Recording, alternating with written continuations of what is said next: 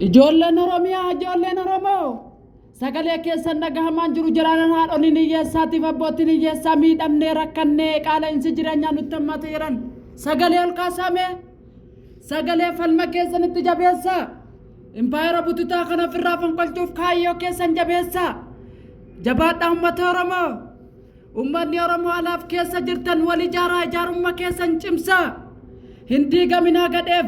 warra garaa bitamanii olii gadi kaatan hin diigaminaa sun dhimma mataa ofiitiif jecha olii gadi kaataara waan ta'eef garaa jecha yoo bitame nam tokkollee isin mudhii keessanii dhadhaa jabeeffadhaa qabsoo haqaa uummata Oromootiif kaayyoo uummata Oromoo akeeka qabdan san irbuu dhugaa saba keessaniif galtan galmaa ga'uu jecha falma keessanitti cimsaa ummanni Oromoo keessaaf ala jirtan warri saba keessaniif dhaabbataa jirtan warri impaayera bututaa kana diiguuf hojjetattan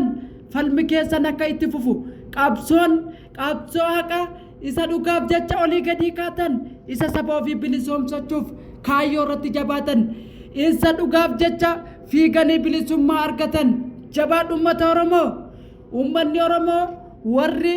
kaayyoo uummata Oromootiif jecha hojjetaaru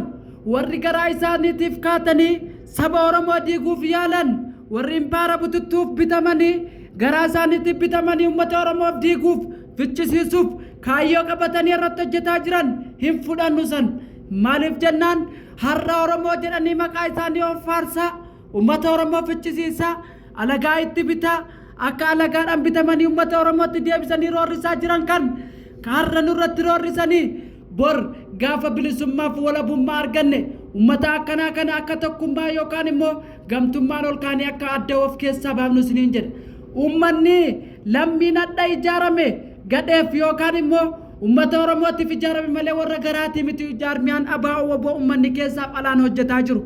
warri garaa ofiitiif jettee olii gadi kaattee ummata Oromoo walitti buusuuf jettee kaayyoo kee qabattee hojjetaa jiraatte akka of keessaa adda baaftu abaa'oo waboon humni kan keessan humna jabaa ta'uu qaba hidhannoo garaa hidhannoo bilisummaa fi hidhannoo mudhii gara kamittiyyuu hidhattanii saba keessan wala boonfachuuf jecha impaayera kana ummata Oromoo irratti gara jabeenya isaaf yookaan ummata Oromoo ajjeessaa qaala'insa jireenyaa irratti jaammeessaa